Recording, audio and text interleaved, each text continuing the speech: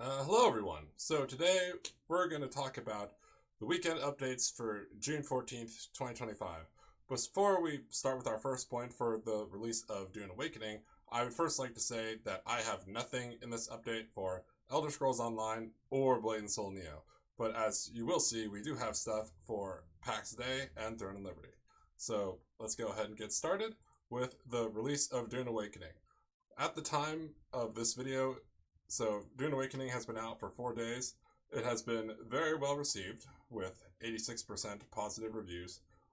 But, you know, just because a game, y'all, if you've read my written material, you know that just because a game starts good, that doesn't mean it'll be doing good 2 months from now.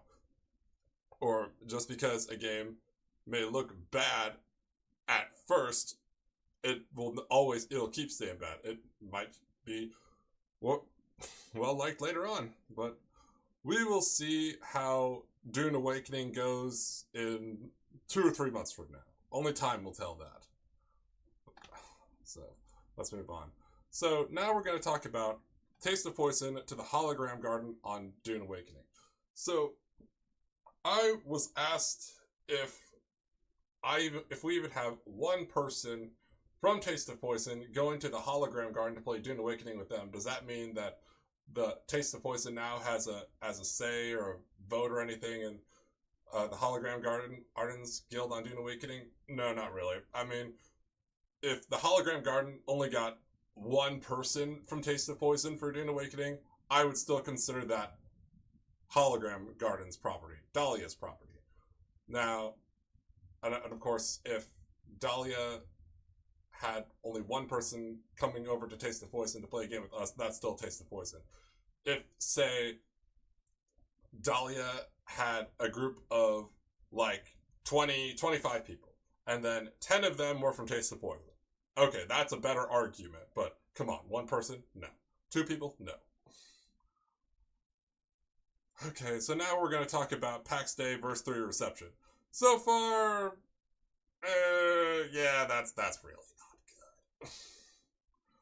So let's see what Mainframe has said about verse 3, which honestly I've read through this. I'm not going to read all of it. It's like regain 744 health and 90 spirit.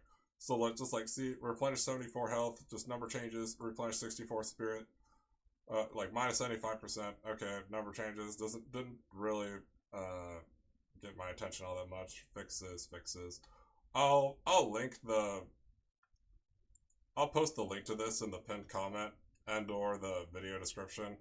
But one thing that did catch my eye is there is a new profession called skinning. Now, I don't. So let's see. Skinning knives with new skinning skill requirements can be used on dead creatures to extract valuable components for crafting. Dead creatures respect the existing rules for looting permissions. Okay, so that's verse 3. Also, someone did post this screenshot showing that structural integrity apparently doesn't. This is a. I don't think it's technically a stair. I think it's a ladder, not stairs. And then next, we're going to talk about the criteria for removal from the Throne and Liberty Guild. This is another question I was asked. That will come down to various factors, such as did you join the Discord server for Taste of Poison? Yes or no? What level are you? Did you even bother to make it to level 50, or maybe just even level 40? But you're gonna progress later. How many days have you been offline? If you've been offline for like just 3 days, no problem. If you've been offline for like a week, longer, no notice, you have a low activity point score, like 300. That would be a problem. Also, is how high demand is there for people to join the guild? It'll really just come down to things like that. Let's see. And then the next Castle Siege is on June 22nd. Yeah, pretty short video this time, but